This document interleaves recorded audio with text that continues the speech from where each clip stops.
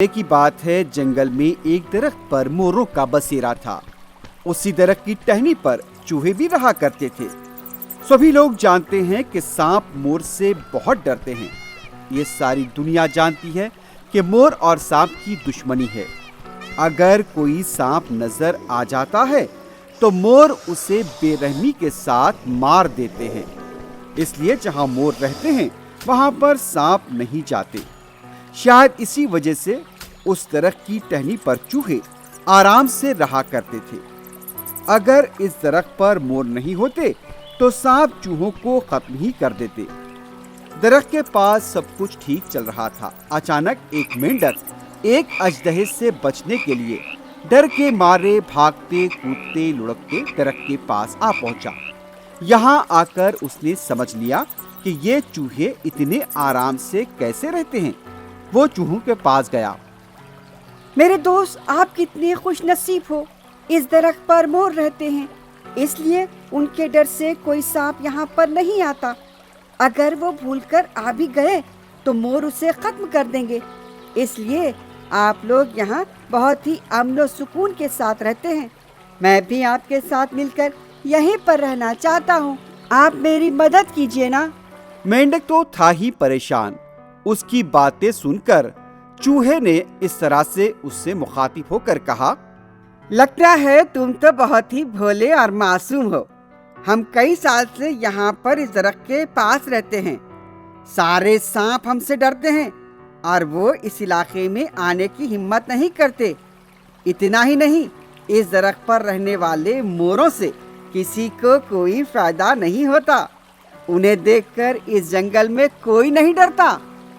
ओहो मेरे दोस्त, आप हकीकत में मोरों की वजह से महफूज हो। मैं सच कहता हूँ, आप मेरी बात पर यकीन कीजिए। लेकिन मेंढक की बात से चूहे इत्तेफाक नहीं रखते थे।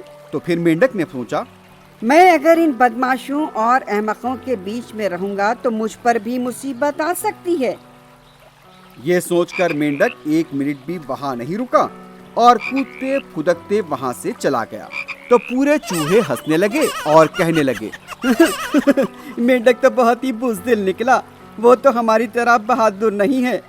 इस तरह हंसी मजाक करते हुए चूहे दरख्त पर चढ़ गए और फिर मोर से कहने लगे, आपको पता है, एक पागल मेंढक कह रहा था कि हम आपकी वजह से महफूज हैं, लेकिन हकीकत ये है कि आप हमारी वजह से महफूज और सलामत हो।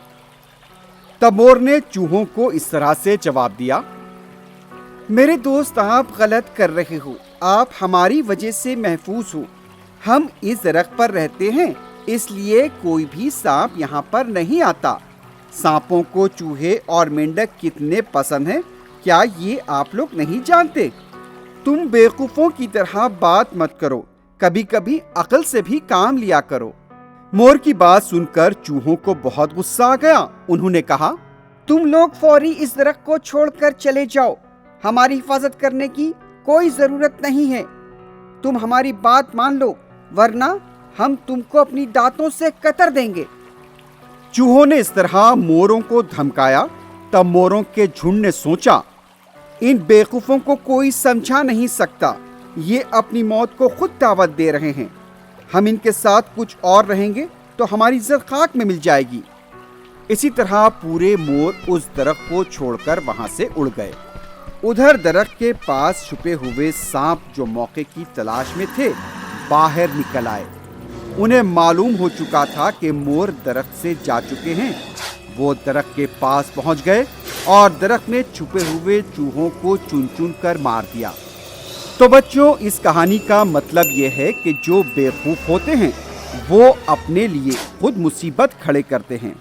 हमें भी बेवकूफ़ों का साथ नहीं देना चाहिए। याद रखिए, कभी बेवकूफ़ी से काम न लेना। तो बच्चों, पसंद आई हमारी कहानी?